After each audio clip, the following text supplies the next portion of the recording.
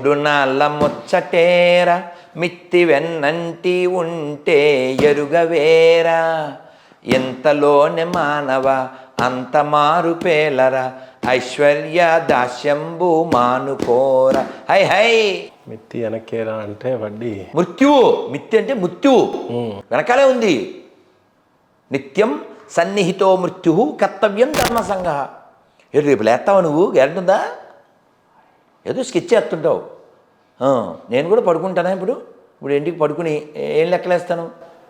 రేపు లేచాక స్నానం చేశాక రైట్ పూజ హోమం పూలు తెమ్మని చెప్పాలి, రైట్.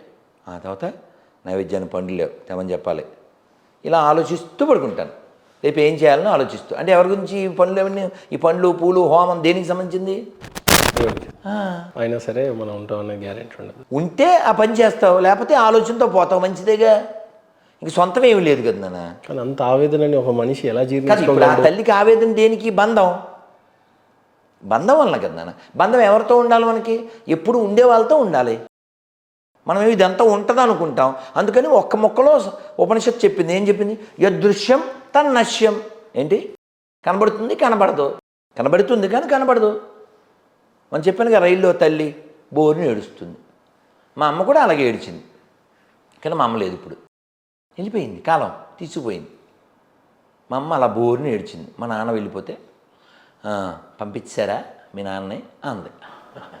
ఏం చేద్దాం? ఎక్కడికి వెళ్ళారు తెలియదు. కాబట్టే మనం జ్ఞానంతో వైరాగ్యంతో జీవించాలి. అందుకే ఎప్పుడన్నా దీవెనిస్తే మంచి దీవెన ఏంటి చెప్పండి? భక్తి జ్ఞాన వైరాగ్య ప్రాప్తిరస్తు. ఇది కదా, ఇదే దీవెన, బెస్ట్ దీవెన. భక్తి ఉంటే నీ శక్తి ఉంటుంది, జ్ఞానం ఉంటే నీకు ఇదంతా ఉండదు, ఇదంతా కూలిపోయేదే కాలిపోయేదే. ఇది కూలిపోద్ది, ఇది కూలిపోద్ది, ఇది కాలిపోద్ది, ఇది కాలిపోద్ది. ఇదంతా అశాశ్వతం. ఇది నాది. ఇప్పుడు ఈ కుర్చీ బాగుందా? చైర్ బాగుందా? ఎర్రరెడ్డి బాగుందా? వెళ్ళేటప్పుడు ఆటో పిలుద్దామా? వేసిపోదామా? అసలు ఆలోచన రాదుగా, ఎందుకని మాది కాదుగా. కరెక్ట్, బాగా చెప్పారు. ఇది మంచి కుర్చీ అయితే ఇప్పుడు వెళ్ళేటప్పుడు ఆటో అనం కదా, ఎందుకన్నా మాది కాదు. ఇది మాది కానప్పుడు ఇది మాది ఎలా అవుద్ది? అది కూడా మంది కాదు. నీ ఎదవ పెత్తనాలు, నీ ఆరాటాలు, పోరాటాలు కదా. Temporary life, temporary life. ఇంత టెంపరీ ఎందుకండి బాబు? ముష్టి పుస్తకం కోసం, ఏదో 2 అక్షరాల కోసం దానికి వ్యతిరేకిస్తాం. Temporary life. దేవుడు లేడు నీ నీ నీ వాదన. So it's problem. దేవుడు ఉన్నాడు, ప్రాబ్లం ఏం లేదు. దేవుడు లేడన్న ప్రాబ్లం లేదు, దేవుడు ఉన్నాడు అన్న ప్రాబ్లం. ప్రాబ్లం ఏంటి? నేనే దేవుడినే, ప్రాబ్లం. నేను నమ్మినోడు దేవుడు, ప్రాబ్లం. దాన్ని మనం వ్యతిరేకించాలి. ప్రపంచానికి ప్రమాదం కిందన కొన్ని లక్షల మందిని నీ ముష్టి పుస్తకం కోసం చంపేస్తావా? అందుకు వ్యతిరేకించాలి. సెక్యులరిజం దేశానికి ప్రమాదం, ఎడారి మతాలు ప్రపంచానికి ప్రమాదం. అందుకని ఈ ప్రపంచాన్ని రక్షించుకుందాం. ఉన్నన్నాళ్ళు ఈ మనస్సుకి మీరు ఇందాక అడిగారు, ఇది 100 చెప్పుద్ది, ఇది 1,00,000 చెప్పుద్ది. అందుకని దాన్ని నోరు మూయి జపం చేసుకోవాలి. నువ్వు నోరు మూయి హోమం చేసుకోవాలి. బాడీ లోపల ఆత్మ అనేది ఉంటుంది అనేది నిజమా స్వామి? అది ఉంటేనే ఇన్ని మాటలు. రైట్. ఇంతమంది చనిపోతున్నాం కదా, భూమి ఎప్పుడో పుట్టినప్పటి నుంచి మనుషులం ఉన్నాం కదా, వీళ్ళందరినీ పరిస్తే ఈ భూమి కూడా సరిపోదేమో, ఇన్ని ఆత్మలు ఉన్నాయి. అలా ఉండదు కదా. ఎవరు కాపాడుతున్నారు? నీకు అర్థం కాదు. నువ్వు అక్కడ కూర్చున్నావే, నువ్వు అక్కడ లేచి వెళ్ళిన తర్వాత ఖాళీ కదా, అది ఖాళీ. ఇంకో చోట కూర్చున్నావు. ఇంకా అర్థమయ్యేలా చెప్తాను. ఇప్పుడు ఈ భూమి మీద కొన్ని కోట్ల గ్యాలన్ల, బిలియన్ మిలియన్ ట్రిలియన్స్ గ్యాలన్ల నీళ్లు ఉన్నాయి. నువ్వు ఇక్కడ బాత్రూంలో ఒక 5 బకెట్లు నీళ్ళు వాడు. ఇక్కడి నుంచి నువ్వు విశాఖపట్నం వెళ్ళావు, అక్కడ 5 బకెట్ల నీళ్ళు వాడు. భూమి మీదేగా ఈ 5 బకెట్ల నీళ్ళు ఎక్కడ వాడని అక్కడ వాడేవు అంతే. అలాగా ఈ సెట్ ఆఫ్ పీపుల్ ఈ రూపంలో ఇక్కడ ఉన్నావు, ఇక్కడ లేకపోతే ఇంకో రూపంలో ఉంటావు. అంటే నువ్వు ఇది భగవద్గీత చెప్పింది. భగవద్గీతలో 4వ అధ్యాయంలో స్వామి చెప్తాడు, నువ్వు నేను ఎప్పుడూ ఉన్నాం. అంటే పోయిన వాళ్ళు మళ్ళీ తిరిగి వస్తాం, మళ్ళీ ఇదేనా? అదే చెప్తుంది భగవద్గీత చదవాలి. అందుకే భగవద్గీత, నాన్న అర్జున నువ్వు నేను ఎప్పుడూ ఉన్నాం, కానీ నీకు నీది గుర్తుండదు, నాకు నువ్వు తెలుసు, నేను తెలుసు. సో అల్టిమేట్గా ఆత్మ అంటే ఏంటి? ఇప్పుడు ఆత్మ అంటే ఏంటి? శాశ్వతమైన. పోయాక పోతున్నాము, ఎక్కడికి పోతుంది? ఆత్మ ఎక్కడికి? దాని డెస్టినేషను. ఇప్పుడు మా డెస్టినేషన్ మాకు తెలుసు. నీ డెస్టినేషన్ నువ్వు ఫార్చునర్ ఎక్కి వెళ్తావు, మేము ఏదో మామూలు ఏదో ఎక్కి వెళ్తాం. మేము ఎక్కడికి వెళ్ళాలి, మేము అక్కడికి వెళ్తాం. నువ్వు ఎక్కడికి, మాకు తెలుసుగా డెస్టినేషను. అలా ఈ మనసు ముందే తయారు చేసుకుంటుందిగా. ఇప్పుడు నా డెస్టినేషను ఈ శరీరం వదిలేస్తే భగవంతుడి దగ్గరికి వెళ్ళాలి. ఆ వెళ్ళడం కోసం జపం చేస్తాను, లెక్చర్ వింటాను. మీకు తెలుసా, సెల్ ఫోన్ పెట్టుకునో, ఓ బాక్స్ పెట్టుకునో, స్నానం చేస్తూ, పళ్ళు తోముకుంటూ, గడ్డం గీసుకుంటూ అన్ని వింటూనే చేస్తాను. వింటూనే తెలుగో, ఇంగ్లీషో, హిందీయో, లెక్చరో, సాంగ్ వింటూనే చేస్తా. ఎక్కడ మరి ఆత్మ డెస్టినేషన్ అంటే నీవు నీ మనస్సుతో నువ్వు తయారు చేస్తావుగా. ఇప్పుడు నేను పోయిన తర్వాత స్వర్గం నరకం అని ఉంటుంది. ఆత్మకి వాటికి సంబంధం. ఇప్పుడు మాకు ఫ్రూట్స్ తెప్పించావా? నువ్వు అది కాకుండా ఏదో బిర్యానీ తెప్పిస్తే పగిలిపోయేదిగా.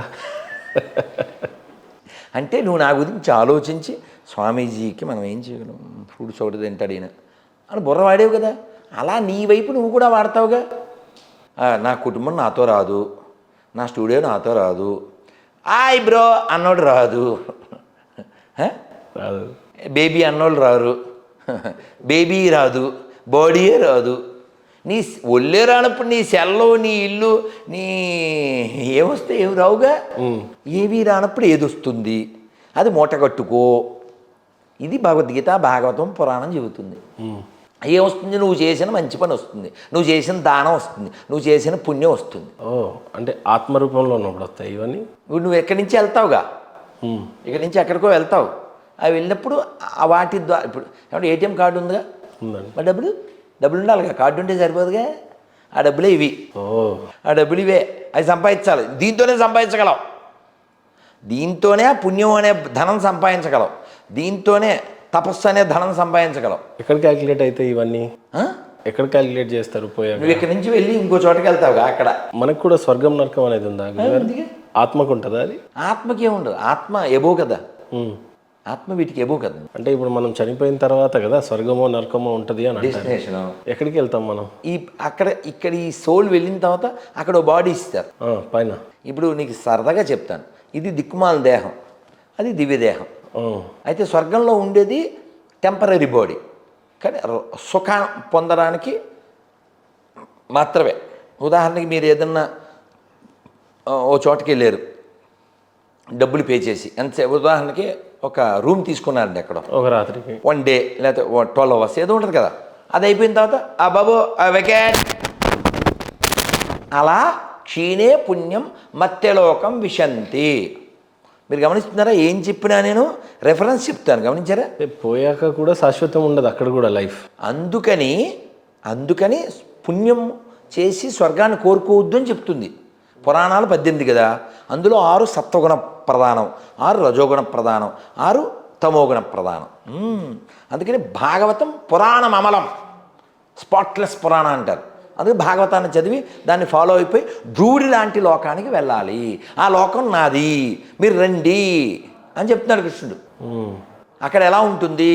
న తద్భాసయతే సూర్యో న శశాంకో న పావకః యద్గత్వానా నివర్తంతే తద్ధామ పరమం మమ. అక్కడ కరెంటుతో పని లేదు, సూర్యుడితో పని లేదు, చంద్రుడితో పని లేదు, కేవలం ఆనందమే. ఆ లోకానికి మనం వెళ్ళాలి. ఆ వెళ్ళడం కోసం ఈ శరీరాన్ని వాడాలి తప్ప, అంతేగాని ఈ శరీరంలో ఉన్న ప్రతి అంగాన్ని వాడేస్తాను. స్వర్గంలో అంత బాగుంటాయి స్వామి. నరకం గురించి కూడా చెప్పండి. నరకం అక్కడ యాతనా శరీరం అని ఒకటి ఇస్తారు. అదే నిన్ను అదే అపరిచిత సినిమా అది చూపిస్తారు. నువ్వు అన్నీ అనుభవించాలి, కానీ సాగు ఉండదు. ఇక్కడైతే నిన్ను కత్తితో నరికిన చచ్చిపోతావు. అంటే ఇది నిజమే గురుగారు. పుణ్యం చేస్తే స్వర్గానికి పోతాం, పాపం చేస్తే నరకానికి పోతాం. మనం సినిమాల్లో యమలోకం పైన చూపిస్తారు, శాస్త్రం అది కాదు. అతల సుతల తలాతల రసాతల మహాతల వితల పాతాల భూభోర్లోక స్వర్లోక మహల్లోక జనలోక తపోలోక సత్యలోక. పాతాళం కింద కదా, నీచ్ కమిని కుత్తిగాలం కింద కదా పంపిస్తా. నీచం కింద, స్వర్గం పైన ఊర్ధ్వలోకం అంటారు. ఇది అదో మంది మధ్యలోకం. అందుకని మనం అందరం ఒక పేరు దగ్గర ఆగిపోవద్దు, పేరు దగ్గర ఆగద్దు. జస్ట్ భగవంతుని చూడడానికి ఎంతో కళ్ళు ఉండాలి. భగవాన్ శ్రీకృష్ణ యొక్క హృదయం ఒక ఆలయంలో దాయపడింది అని అంటున్నారు. అది ఏ ఆలయం? ఉందా? నిజమా? అబద్ధమా? చాలా వరకు ఇలాంటివన్నీ మనకి వాట్సాప్ యూనివర్సిటీ వలన వస్తున్నాయి. వీటిని కాదండి. భాగవతం వినండి, భాగవతాన్ని నమ్మండి, భాగవతం చెప్పింది చేయండి. భాగవతంలో చెప్పారు, కృష్ణే స్వధామోపగతే ధర్మజ్ఞానాదిభిస్సహ. కృష్ణుడు స్వధామానికి వెళ్ళిపోయాడు. ఎలా వెళ్ళిపోయాడు? ధర్మజ్ఞానాలతో కూడి వెళ్ళిపోయాడు. మరి వెళ్ళిపోయాక లోకం చీకటైపోయింది. పురాణార్కో ధునోదిత. పురాణాల్లో సూర్యుడు వంటి భాగవతాన్ని లోకానికి ఇచ్చాడు. అందుకని ఇవన్నీ వద్దు నాన్న, కేవలం నామం చేయండి, నామం చేయండి, బాగుపడతారని మధ్వాచార్య, శంకరాచార్య, రామానుజాచార్య, అన్నమాచార్య, రామదాసు, కనకదాసు, సూర్యదాసు, రవిదాసు, తులసీదాసు, నామదేవ్, జ్ఞానదేవ్, మీరాబాయి, రుక్మాబాయి, ఎంతమంది చెబితే ఇవన్నీ మానేసేసి క్వశ్చన్లు ఏమొద్దని చక్కగా హరే కృష్ణ కృష్ణ కృష్ణ హరే హరే హరే రామ రామ రామ హరే హరే. అందుకని హరినామమే కడు ఆనందకరము, మరుగవో మరుగవో మరుగవో మనసా. హర హర మహాదేవ శంభో శంకర. ఆనందంగా నామం చేయండి, ధామానికి వెళ్ళండి, కామాన్ని తొలగించుకోండి. రాధా మనోహర్ దాస్ గారి జీవిత ఆశయం ఏంటంటే ఏమంటారు సార్? అందరూ ఆనందంగా ఉండాలి, సంతోషంగా ఉండాలి, సింపుల్గా ఉండాలి. Simple living, high thinking. ఇప్పుడు చూడండి, నేను వెళ్ళి ఏసీలు గీసీలు చాపేసుకుని అలమ పడుకుంటా, తెలుసు మీకు? అవన్నీ అక్కర్లేదు, ఫ్యాన్ కూడా వేసుకోను, తెలుసు మీకు? కాబట్టి ఇవన్నీ ముఖ్యం కాదు సార్. దీనికి కొంచెం నీడ్స్ ఉన్నా నీడ్స్ వరకు ఉంటే చాలు. ఊరికే అలా పెంచుకోవద్దు, ప్రపంచాన్ని పెంచుకోకండి, లోపల పెంచుకోండి. హై థింకింగ్ అంటే భగవంతుడి దగ్గరికి మనం వెళ్ళడానికి క్వాలిటీస్, ఆ క్వాలిటీస్ భగవద్గీతలో చెప్పారు, భాగవతంలో చెప్పారు. వాటిని పెంచుకుంటే ప్రపంచం బాగుంటుంది, మనం బాగుంటాం, శరీరం బాగుంటుంది, ఆత్మ బాగుంటుంది, ఆరోగ్యం బాగుంటుంది, అన్నీ బాగుంటాయి, ప్రకృతి బాగుంటుంది. రైట్ గురుగారు, అందరు బాగుండాలి అని చెప్పిన మీ ఆశయం చాలా గొప్పది. అందరు బాగుండాలి. ఏ ఆశయం కోసం అయితే అతను యేసు నమ్మినా పర్లేదు, అల్లా నమ్మినా పర్లేదు, వాడు బాగుండాలి. నన్ను తిట్టినోడు కూడా బాగుండాలి. నన్ను కొడకాను, ఒరే నీ పెక్కువ చేస్తానందే ఆ గోదావరి గొర్రె, ఆవిడ కూడా బాగుండాలి. బాగుంటాం అంటే ఆరోగ్యంగా, మెంటల్లీ, ఫిజికల్లీ, స్పిరిచువల్లీ ఆరోగ్యంగా ఉండాలి. అంతేగాని ఏదో ముష్టి పుస్తకాల కోసం ఎవడో కొట్టుకోవద్దండి. నాకు రామాయణము, భగవద్గీత, భాగవతము, ఖురాను, బైబిలు, వీటన్నిటికంటే భూమి మీద మనుషులే ముఖ్యం. హ్యుమానిటీ, నా వాదం మానవతావాదం. దాన్ని ఎందుకు వ్యతిరేకిస్తున్నాను? ఎడారి మతాలని హ్యుమానిటీ లేదు కాబట్టి, రియాలిటీ లేదు కాబట్టి, స్పిరిచువాలిటీ లేదు కాబట్టి. గురుగారు, బైబిల్లో ఎప్పుడో ఈ భూమి గుండ్రంగా ఉందని ఆదికాండంలోనో ఎక్కడో రాసిపెట్టి ఉందని చెప్పేసి వారు క్లెయిమ్ చేస్తూ ఉంటారు. విమానాలు ఎలా ఎగరొచ్చో అని చెప్పి బైబిల్లో రాసిపెట్టి ఉన్నట్టు క్లెయిమ్ చేస్తూ ఉంటారు. హిందూ విషయాలకు వచ్చేసరికి మా గురించి మేము గొప్పగా చెప్పుకోవాలి అని అనుకుంటే బ్రహ్మంగారి కాలజ్ఞానం గురించి చెప్తూ ఉంటాం. ఏంటి అసలు బ్రహ్మంగారి కాలజ్ఞానాన్ని ఎంతవరకు నమ్మొచ్చు, ఎంతవరకు జరిగినాయి, అసలు ఏంటి బ్రహ్మంగారి కాలజ్ఞానం అంటే ఏంటి? ఆయన ఈ మధ్య కాలం వాడే కదా, ఒక 400 ఏళ్ళు. ఆయన great personality with great qualities. వారు చెప్పినటువంటి వాటిలో చాలా జరిగినాయి. ఇలాగ ఏం ఆధారం చేసుకొని చెప్పాడు ఆయన? వారి యొక్క తపశ్శక్తి, వారి తపశ్శక్తి. మీరు వారి చరిత్రలో చూడండి, కొంత పరిశీలన చేయండి. సిద్ధయ్య ఎంతో బాధపడితే మళ్ళీ ఆయన దర్శనమిచ్చి తన వాక్కు ద్వారా అతనికి ఆశీస్సులు ఇచ్చాడు కదా. ఆ తపోశక్తేనండి ఇది మనం ఒక పాట ఉంది హిందీలో, చందన్ హై ఇస్ దేశ్ కి మాటి, తపోభూమి హర్ గావ్ హై, హర్ బాలా దేవి की प्रतिमा, बच्चा बच्चा राम है, हर शरीर मंदिर सा पावन, हर मानव उपकारी है, जीवन का आदर्श यहाँ परमेश्वर का धाम है, बच्चा बच्चा राम है. ఇది మన తపోభూమి ఇది. కాబట్టి వారు చెప్పినటువంటి వాటిలో చాలా నిజాలైనవి. తెల్లకాకి కనబడింది, నీళ్ళ నుంచి దీపాలు వెలుగుతున్నాయి. నీళ్ళ దీపాలు ఇవన్నీ అంటే వాటర్లో, మరి వాటర్ నుంచే కదా కరెంటు. నీళ్ళ దీపాలు. ఒక విధవ దేశాన్ని పరిపాలించేసింది 2 సార్లు. ఓకే, ఒకసారి పరోక్ష, ఇంకోటిసారి అపరోక్ష. ఓకే, ఇలా ఇంకా చాలా చెట్టు నుంచి ఇంకా చాలా చెప్పారు. అలా అయినాయి. అలాగే ఆ ఫైనల్వి 1-2 చెప్తాను. కృష్ణానది కనకదుర్గమ్మ ముక్కు పుడక తాకుతుందని, అలాగే యాగంటి బసవన్న లేచి రావయ్య నంది ఆయన పెరుగుతున్నాడు, గమనించండి. మేము చూడొచ్చు, నేను చాలాసార్లు వెళ్ళాను. యాగంటి నంది అలా పెరుగుతాడు.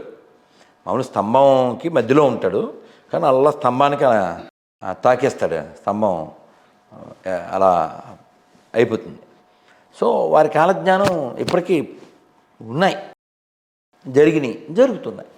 మరి తపోశక్తి ఎలా చెప్పారంటే నాస్ట్రోడామస్ కొన్ని చెప్పాడు కదా వీరు. అలా జ్యోతిష్యం అంటే వెలుగులో తీసుకెళ్ళేది నాన్న. జ్యోతిష్యం అనేది వెలుగులో తీసుకెళ్ళేది. గురుగారు, శ్రీరాముడు 14 సంవత్సరాలు వనవాసానికి ఒప్పుకుంటాడు. 14 సంవత్సరాలు ఒప్పుకున్నందుకు శ్రీరాముడు గొప్పోడు అనుకోవాలో, 14 సంవత్సరాలు అసలు ఎలా వెళ్తా అని చెప్పేసి క్వశ్చన్ చేయకుండా 14 సంవత్సరాలు నాకు అరణ్యంలో ఏం పని అని చెప్పకుండా తల వంచకుండా వెళ్ళిపోయాడు. అసలు 14 సంవత్సరాలు అరణ్యంలో శ్రీరాముడు ఏం చేశాడు? భలే చాలా మంచి ప్రశ్న. కథ మలుపు ఎప్పుడైనా గమనించండి. రామాయణంలో కథలు రామాయణంలో ఎప్పుడు ఒక టర్న్ వచ్చినా ఒక స్త్రీ పాత్ర వల్లనే అవుతుంది. అది ఎనాలిసిస్ చేయండి. యాక్చువల్గా కైకేయికి రాముడు అంటే చాలా ప్రేమ, అమ్మానే పిలిచేవాడు. ఆవిడ మనసు విరిచింది ఎవరు? మందర, మొత్తం చిందరాంధ్ర. ఆవిడ వెళ్ళి దశరథుడితో చెప్పింది. ఆయన చెప్పలేడుగా, ఆయన బాధపడుతూ నేల మీద పడిపోయాడు. నాన్నగారు పిలిచారని ఎవరితో కబురు పెడితే రాముడు వచ్చాడు. వెళ్ళాలి, మీ నాన్నగారు చెప్పలేకపోతున్నారు, అప్పుడెప్పుడో నాకు మాట ఇచ్చారు, you have to go. Sitadevi కూడా రెడీ అయింది. అయితే రాముడికి ఇష్టం లేదు, కానీ సీతాదేవి నువ్వు ఎక్కడుంటే నాకు అక్కడే అయోధ్య అని చెప్పి రామచంద్రమూర్తితో వెళ్ళింది. వెడలెను కోదండ పాని అనుజ లక్ష్మణుని గూడే, వెడలెను కోదండ పాని. పాని అంటే హిందీ పాని కాదు, పాని అంటే సంస్కృతంలో చెయ్యి. కోదండాన్ని ధరించిన హస్తం కలిగిన వాడు కోదండ పాని. పలుకే బంగారమయ్యర కోదండ పాని, పలుకే బంగార మాయరా. సరే, ఇలా లక్ష్మణుడితో సీతాదేవితో ఆయన వెళ్ళాడు. అలా వెళ్తూ ఉన్నప్పుడు ఋషులు వాళ్ళు ఆయన కలిశారు. కలిస్తే అంటే కొన్ని చెప్తున్నాను, చాలా ఉంటాయిగా, కొన్ని చెప్తా, అన్నీ మనం చెప్తే రామాయణం చెప్పే అయిపోతుంది మనకి. రామచంద్రమూర్తి వెళ్తుంటే ఋషులు వస్తారు. ఋషులు వచ్చి ఆ కష్టాలు అవి చెప్తారు. చెప్తే అలాగే నేను తీరుస్తానులే అంటాడు. రాముడు మరి ధనుస్సు వెల్లంబులతోనే వెళ్తాడు కదా, క్షత్రియుడు కదా. కష్టాలు అవి చెప్తే అలాగే నేను తీరుస్తాను అని ముందు నడుస్తుంటే సీతాదేవి చెప్పుద్ది, ఎందుకండి దారిని పోయేదంతా ఊళ్ళో గొడవలని మనకెందుకు అంటది. ఈ ఆడవాళ్ళు ఎంతకీ వెనకలు అవుతారుగా. కానీ సీతాదేవి అమ్మ, ఆ వెనకలు ఆడడం ఆవిడ ఉద్దేశం కాదు. ఆవిడ తల్లి కదా, స్వామివారి కర్తవ్యాన్ని గుర్తు చేస్తుంది, అంతేగాని మనకెందుకు అంటే దాని అర్థం అది కాదు. మనకెందుకంటే ఊళ్ళో గొడవలను వీళ్ళు ఎలా చెప్తారు, అటువైపు వాళ్ళు కూడా ఏదో చెప్తారు, మనం వెళ్ళిపోవాలి 14 ఏళ్ళ తర్వాత ఇల్లు బాగానే ఉంటారు, మనం ఎందుకంటే వాళ్ళకి శత్రువులు అవడం, ఇలా ఒక ఇంటిళ్ళలాగే చెప్పుద్ది అని చెప్పి ఒక కథ చెప్పుద్ది. ఆ స్త్రీలకి మాట్లాడినెవరో ఒంటింటి కుందేళ్ళు అని మనకు కొన్ని అక్కలు ఉంటారు కదా, ఈ అక్కల బ్యాచ్ చెప్తుంటారు కదా, స్త్రీకి స్వేచ్ఛ లేదా అయ్యో డైలాగులు వేస్తుంటారు కదా. కానీ సీతాదేవి ఒక ఉదాహరణ. ఆవిడ ఏం చెప్పింది, ఒక కథ చెప్తాను అని చెప్పి ఒక కథ చెప్తూ, ఏంటో కథ అంటే, ఒక ఋషి తపస్సు చేస్తున్నాడు. తపస్సు చేస్తుంటే ఇంద్రుడు ఆయన తపస్సు చెడగొట్టడం కోసం ప్రతిసారి ఒకే ఫార్ములా ఉండదు కదా, రమ్మని పంపు మేనకని పంపు అని. ఈ ఫార్ములా మార్చి ఒక మంచి కత్తి తీసుకుని రాజుగారి వేషంలో వెళ్ళి, స్వామీజీ నమస్కారం, ఈ కత్తి మీ దగ్గర పెట్టుకోండి, కత్తిని మీ దగ్గర పెట్టుకోండి, నేను మళ్ళీ వచ్చి కలెక్ట్ చేసుకుంటాను, మా పూర్వీకులది అని చెప్పాడు. రాజుగారు పెట్టుకున్నాడు. ఈయనకేమీ పెద్ద ఆశ్రమాలు బిల్డింగ్స్ ఏమీ లేవు, ఆ చెట్టు కింద తపస్సు చేసుకుంటాడు. మరి రాజుగారికి కత్తి మళ్ళీ ఇవ్వాలిగా, వస్తారుగా, అందుకని స్నానానికి వెళ్తూ వస్తూ దాన్ని పట్టుకెళ్ళడం, అక్కడికి వచ్చడం, స్నానం చేయడం, రావడం. ఈ మనస్సు భగవద్గీతలో చెప్తారు, మన చంచల కృష్ణ ప్రమాదీ బలవద్ధుడం అంటాడు. ఎవరు? అర్జునుడు. బావా, I can control wind but not the mind. ఎవరన్నా గాలిని కంట్రోల్ చేయగలరా? అర్జునుడు చేయగలరు. అలాంటి అర్జునుడి స్టేట్మెంట్ ఏంటి? మనసును కంట్రోల్ చేయాలి. ఈయన అలా కత్తి పెట్టుకెళ్ళాడు కదా, దీని పదును ఎంత ఉందో చూద్దాం అని ఆ మొక్కల్ని ఎలా అన్నాడు. బాగానే తెగుతుంది. అలా 2-3 రోజులు అలా మొక్కలని ఈయన వెనకాల ఆ జింకలు లేళ్ళు అవి వస్తూ ఉండేవి. ఓసారి అసలు చూద్దామని కస వేసి జింగనే చెక్ చేశాడు, అది బుక్ అయిపోయింది. ఈయన బుక్ అయిపోయాడుగా, హింస కదా, హింస చేస్తే ఇంక తపస్సు ఉంది మంగళం. అంటే ఈ అక్కర్లేని పెట్టుకుంటే అలా మనకి కూడా ఎందుకండి ఇవన్నీ అని ఈ కథ చెప్పింది Sitadevi. If I'm not correct please correct me, no problem. అది సీతాదేవి మాట్లాడింది రాముడితో, ఏదో చెప్పి అలాగే అని ఊరుకోకుండా, అంటే చర్చ ఉంది. అలా రాముడు చెప్పాడు, నేను క్షత్రియుడిని. క్షత్ అంటే అర్థం ఏంటి? గాయము. క్షత్రియ. త్ర ర అంటే రక్షించుట. మంత్ర. మంత్ర మనస్సుని రక్షించింది మంత్రం.